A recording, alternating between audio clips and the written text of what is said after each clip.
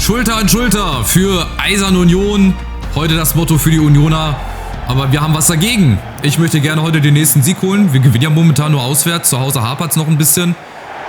Aber wir haben eine gute Statistik auswärts. 2 Spiele, 2 Siege. In Bochum und in Köln. Beim Auftakt. Also wieder mit Sinamoy, unserem Babyface. Da war ich immer noch sehr, sehr erstaunt, als ich das in der Nahaufnahme gesehen habe. Aber ich hoffe, das wird sich noch ein bisschen verändern. Also starten wir rein. Ich hoffe, euch gefällt das Video wie immer. Und ich möchte jetzt mal was ansprechen, was ich eigentlich die letzten Parts schon längst hätte machen wollen, müssen, sollen, je nachdem. Ich möchte ein bisschen Werbung machen. Und zwar für den Eddie Erdbeer oder für Erdbeer Gaming, je nachdem, so heißt sein Kanal auf jeden Fall. Ein guter Kollege, auch von Levin. Werdet ihr sicherlich auch kennen, wenn ihr euch in der Community hier ein bisschen auskennt. Und zwar haben die beiden vor, für den Fußballmanager 25, der demnächst rauskommt, so ja Art Tutorials und Beratungen zu verkaufen, also euch zu helfen, mit einem bisschen Geld im Gegenzug, ja, also auf dem Discord würdet ihr dann raufgehen. Diesen Link habe ich mal unten reingestellt, da würde ich nämlich auch ein bisschen Provision bekommen. Das heißt, wenn ihr Interesse habt am Fußballmanager 25, euch den holen wollt und auch gleichzeitig Hilfe braucht bei der Installation oder bei Fragen, schaut gerne mal auf dem Discord vorbei. Ist unten verlinkt, würde ich auch ein bisschen Provision kriegen. Da steht auch der Rabattcode, glaube ich, mit dabei. Ich glaube HSP 15 war es oder HSP 10. Je nachdem, schaut aber mal vorbei. Das wollte ich nämlich schon die ganze Zeit machen. Das habe ich die letzten Videos immer vergessen. Und ja, an der Stelle mal schöne Grüße an den Eddie und an den Levin. Ich hoffe, das wird sehr erfolgreich. Viele Leute holen sich das Spiel. So, was ich mitbekomme, ist das ja sehr beliebt in der Community. Von daher das dazu. Link steht jetzt auch immer unten in der Videobeschreibung unter jedem FIFA-Video oder EAFC-Video. Und deswegen bin ich mal sehr, sehr gespannt, wie sich das entwickelt. Und jetzt haben wir die erste Chance gerade nach der Ecke. Dann haben die Collins. Union spielt natürlich wieder, wie auch immer, oder wie gewohnt mit einer Fünferkette. Haben bislang einen Sieg, einen Unentschieden, 2 Niederlagen, stehen auf dem 11. Platz. Also auch da, wo ich uns eigentlich gesehen hätte, wenn wir nicht so ein gutes Auftaktprogramm hätten. Also Union und Bochum und auch der 1. FC Köln zu Beginn, Frankfurt zu Hause. Sind zwar schon ein paar Kracher mit dabei, aber jetzt nicht so schwer. Also jetzt nicht Dortmund, Bayern, Leverkusen. Die haben wir auch bald. Also Leverkusen und die Bayern. 2 Spieltage hintereinander und dann auch noch auswärts. Das kommt also auch noch bald auf uns zu. Jetzt soll dabei erstmal ein Angriff der Münsteraner auf die Unioner zu. Schade, Philipp. Sehr mutiger Kopfball aus 13, 14 Metern. Da war eigentlich nicht viel zu holen. Aber der wäre in einem schönen Bogen hinten reingelandet. Oder reingeflogen ins Unioner Gehäuse. Naja.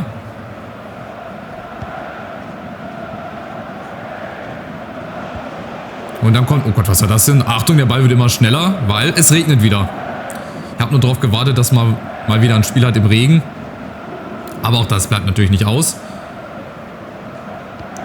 Ja, die Unioner mit ihrer Fünferkette, das ist echt schwer. Besonders über die Flügel, wenn sie da Überzahl haben. So sind wir halt mehr in der Defensive gefordert. Und dann hier im Mittelfeld, genau, diese Ballgewinne von Listesch, der macht auch wirklich einen richtig guten Eindruck momentan. Das muss ich wirklich sagen, richtig guter Neuzugang. Ist halt nur geliehen. Ich wollte ihn jetzt nicht mit Kaufoption holen, weil das hatte ich schon bei Paul Wanner. Da würde ich schon ein bisschen mehr Geld auf den Tisch legen müssen nächstes Jahr. Und da hoffe ich, dass wir auch eine hohe Platzierung bekommen, damit wir mehr Geld kriegen und dass wir auch im Pokal möglichst weit kommen. Würde nämlich auch bedeuten, dass wir ein bisschen mehr Geld bekommen. Das kommt nur dem Verein zugute.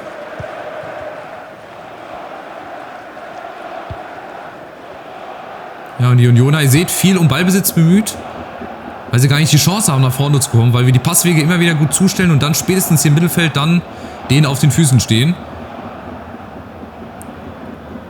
Guckt, hier wird wieder viel mit verschoben, nach außen geht nicht, also muss Okbe Mudia ganz nach hinten auf Grill. Okay, aufgepasst, Philipp läuft auf jeden Fall an. Dann bleibt nur der lange Ball und jetzt eventuell, wenn ich Remberg bekomme, auch der Ballgewinn. Jawohl, sehr, sehr schön. Also das Pressing klappt. Und der Angriff jetzt über Jong war. Schöner Ball. Listesch hinter die Abwehr. Schade, Wanner. Aber Okbe Mudia. Und dann sind so typische Unionsspiele. Da läuft auch nicht viel Ballbesitz. Ja, auch unter Bo Svensson ist jetzt nicht unbedingt der attraktivste Fußball, der da gespielt wird. Aber bislang halt sehr erfolgreich aus Sicht der Unioner. Und das zählt nun mal. Das zählt das nackte Ergebnis. Natürlich schaut man auch aufs Spielerische, aber am Ende fragt da niemand mehr nach. Am Ende wird bewertet, was in der Tabelle steht und die Ergebnisse, und da stehen wir momentan richtig gut da. Die Dortmunder haben 4 Siege hier, ey. 4 Siege aus 4 Spielen. Dahinter der SFC Köln auf Platz 2. Auch das wird sich noch verändern, da bin ich sehr, sehr sicher. Das wird nicht so bleiben bis zum Ende der Saison. Ja, und hier ist es ein sehr dürftiges Spiel. Also 1, 2 Gelegenheiten hatten wir. Ja, nach dem Eckball. Union ist bisher noch gar nicht gefährlich nach vorne gekommen. Bis auf diesen Ball, der 5-mal irgendwie aufgesprungen ist und dann bei Sinamoy gelandet ist. Aber es ist momentan schwere Kost, möchte ich sagen. Auch das hat man in der Bundesliga. Auch so Spiele werden wir haben. Da muss man dann halt auch mal durch. Und deswegen muss man hier dann auch vielleicht mit einem 0-0 mal zufrieden sein. So wie gegen Wolfsburg. Zu Hause. Aber wir haben gleich noch 45 Minuten Zeit. Wir haben noch ein bisschen Qualität auf der Bank. Und die erste Halbzeit ist auch noch nicht vorbei. Wir haben Ryan Philipp unter anderem. Schade. Der eigentlich einen guten linken Fuß hat, einen guten Abschluss. Aber natürlich auch ihm gelingt nicht immer alles. Dafür ist er halt noch nicht auf dem Top-Niveau. Wird wahrscheinlich auch nicht bis ganz nach oben reichen. Aber für uns hier, für das, was wir vorhaben, reicht's auf jeden Fall. Und Jong war wieder dazwischen. Auch der gewinnt so viele Zweikämpfe. Der ist nicht so Der ist nicht nur schnell, so wollte ich das sagen, sondern auch physisch richtig gut unterwegs. Und hat jetzt ein gutes Auge, Philipp. Jong war Listesch wieder auf die Außen, schade. Jetzt hätte hinten links einer gefehlt. Aber der Schiedsrichter pfeift glücklicherweise zur Halbzeit. 0:0. Viele Chancen gab es nicht, von daher geht das Ergebnis schon in Ordnung. Wir müssen mal gucken, vielleicht können wir ein bisschen was verändern. Vielleicht können wir auch mal umstellen. Vielleicht können wir ja mal eine andere Formation wählen. Vielleicht wäre jetzt hier zum Beispiel ein 4-4-2 ganz gut. Warum haben die alle ein rotes Plus?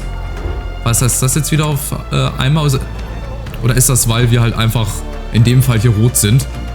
Würde mich einfach mal interessieren. Ich glaube, das ist halt einfach so. Wir gehen mal in die Profirollen rein. Was heißt das? Motor Plus. Aber wahrscheinlich mit dem Trainer hier, ne? Noch verbunden. Naja, also ich würde gerne mal umstellen. Und zwar gehe ich mal auf... Ach, für eine Kette nicht. Wir machen mal ein 4-4-2. Ein ganz klassisches 4-4-2. Dann gehe ich einmal zurück. Muss die wahrscheinlich hier aktivieren. So, aktivieren. Ich hoffe, dass es funktioniert. Jongwa kommt dann hier ins linke Mittelfeld. Beziehungsweise wir machen das wieder so. Dann kommt hier Brodowski hin. Wanner ins rechte Mittelfeld. Und dann holen wir uns einfach nochmal einen zweiten Stürmer. Und zwar Hikimoglu. Geben wir mal Hikimoglu die Chance. Ich hoffe, dass die Formation so bleibt. Dass sie umgestellt wird. Sie wird umgestellt. Das sehe ich an den hellen Kreisen unter den Spielern. Und ich sehe es auch nochmal hier. Hoffentlich, oder hat es wieder nicht umgestellt? Ach, das gibt's doch nicht. Ich stelle es doch extra um. Also das nervt mich auch dermaßen. Dann brauche ich auch das hier gar nicht umstellen. Wenn sie es eh nicht machen. So, jetzt aber 4-4-2, hopp. Jetzt ist es umgestellt. Also jetzt kassiere ich wahrscheinlich das Gegentor. Mehr Druck vielleicht durch 2 Stürmer. Aber auch ein offeneres Mittelfeld natürlich. Jobe Vertessen, Achtung, Partov rückt raus. Jetzt fehlt er in. Schäfer wartet. Rane Kedira, Benesch und Rembeck ist dazwischen. Sehr, sehr schön. So, jetzt die Chance umzuschalten. Wie schnell, wie gut. Vorne jetzt mit 2 Anspielstationen über Hikimoglu. Und Ryan Philipp. Oh, da hätte ich nochmal Hikimoglu mitnehmen können. Aber Grill mit der ersten Parade. Wir haben schon mal mehr Platz. Ich glaube einfach durch dieses 4-4-2 wird es jetzt ein bisschen in die Breite gezogen. Auch Union muss dann ein bisschen mehr in der Breite machen. Und der Eckberg kommt. Partov ist da. Bekommt den Ball leider nicht, aber Castaneda setzt nach Semedo. Aber das ist nicht Niklas Semedo, ey. Das war genauso, als ich bei Heidenheim Danny Welbeck gesehen habe. Das sind so random Transfers. Aber ich glaube, das ist tatsächlich der Semedo. Ja, ehemals Barcelona, ehemals Wolverhampton. Und das spielt er da noch in echt. Auf jeden Fall sehr, sehr verrückt.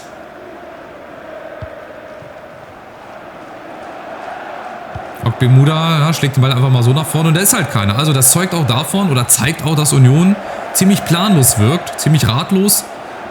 Und dass wir eigentlich eine gute Formation hier jetzt gewählt haben. Hikimoglu hat ein bisschen Platz.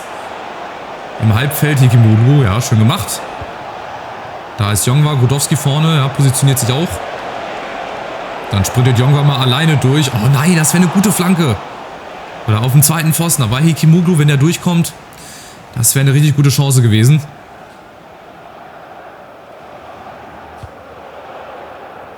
Ja, ich habe das Gefühl, wir spielen jetzt durch das 4-4-2 besser.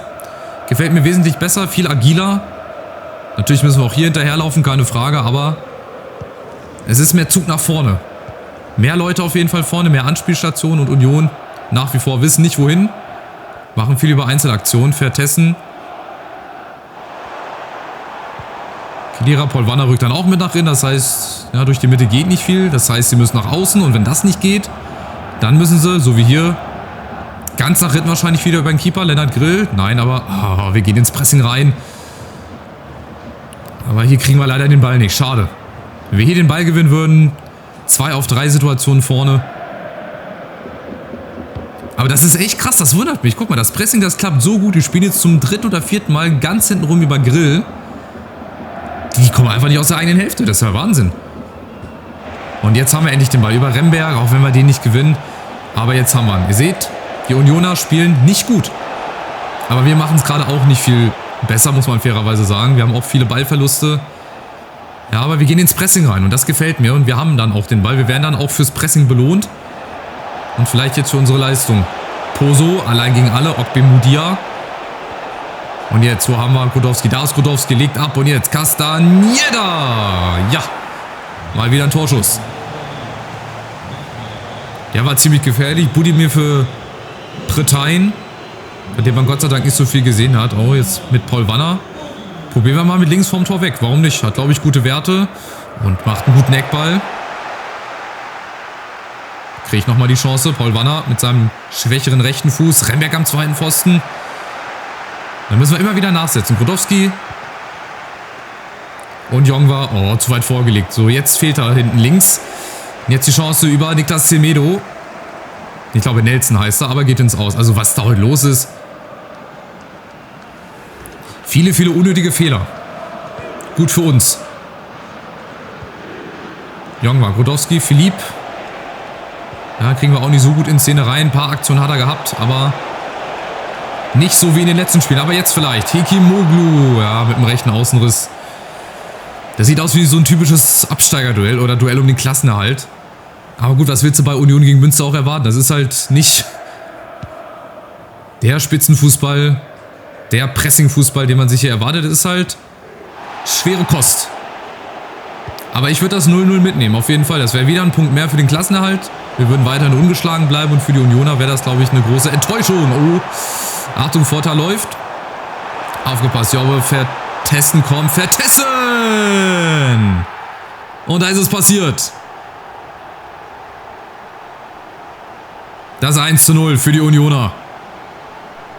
Dann doch aus dem Nichts so ein bisschen. Wir haben das Spiel eigentlich im Griff gehabt. Wir haben gut gepresst. Wir standen eigentlich in der Defensive sehr, sehr sicher. Und dann dieser Fehler von Partov. Ich wollte mit Namdi Collins nicht raufgehen, weil dann wäre in der Mitte der Mann frei gewesen. Also irgendwas musste ich machen. Dann leider wieder das Falsche. So, und Union weiß gar nicht, wie sie hier einzuführen. Das war wahrscheinlich der erste Schuss. Aber Vertessen immerhin schon 3 Tore in 3 Spielen. Ja, Partov kriegt noch Gelb. Klar, die Grätsche. Aber das ist so typischer Union-Fußball. Die letzten Jahre eigentlich immer gewesen. Nicht viel gemacht, hinten eigentlich sicher gestanden, Fünferkette und dann kommen sie einmal vors Tor und machen sofort die Führung. Aber wir haben noch Zeit. Und dass wir Rückstände aufholen können oder zumindest nochmal den Ausgleich schießen können, das ist ligaweit bekannt. Hoffe ich. Und die Chancen sind noch da. Jetzt brauche ich einen Rechtsfuß. Ich glaube, ich muss das zum Tor hinziehen. Aber ich habe da keinen guten. Deswegen machen wir das mit Paul Wanner nochmal. Der kriegt nochmal eine Chance. Guter Eckball. Collins kommt aber nicht ran. Und dann ist Grudowski leider auch nicht schnell genug. Aber wir probieren es nochmal. Wir haben noch ein bisschen Zeit. Wanner jetzt aus Spitzenwinkel. Warum nicht? Und wieder Grill. Dann machen wir es diesmal ganz anders. Wir holen uns mal einen zweiten Mann hier ran. Und machen es dann so über Poso, über Ryan Philipp. Na, wir machen das hier. Paul Wanner, langsam aber sicher. Paul Wanner gegen Gené. Castañeda und jetzt Hekimoglu, nächster Abschluss. Ja, ich glaube, das wird nichts. Ich glaube, wir kassieren unsere erste Niederlage, ja. Der Ball wird nochmal nach vorne getragen. Gibt wahrscheinlich auch wieder nur 1 Minute, genau. Oder vielleicht auch nicht. Vielleicht nochmal eine Chance. Schade, da wollte ich grätschen. Da wäre Ryan Philipp vielleicht nochmal vorne durch gewesen. Naja, also 1:0, ein bisschen unglücklich. Weil meiner Meinung nach nicht verdient. Aber das zählt nicht. 1:0 verloren. Hinten der Fehler.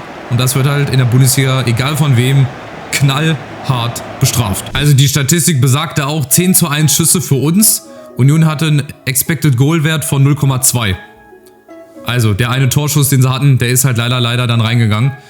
Neu-Immel, Fußballverband Rumänien. Ja, die lehne ich momentan auch noch ab, weil ich habe momentan nicht so richtig Lust auf eine Nationalmannschaft. Vielleicht, wenn das passende Angebot reinkommt, irgendwann zu passender Zeit, werde ich auch nochmal eine Nationalmannschaft übernehmen. Das nervt mich ja auch, dass das nicht weggeht. Ich meine, ich kann sie mir nicht angucken. Was willst du denn noch von mir? Ich kann nichts machen.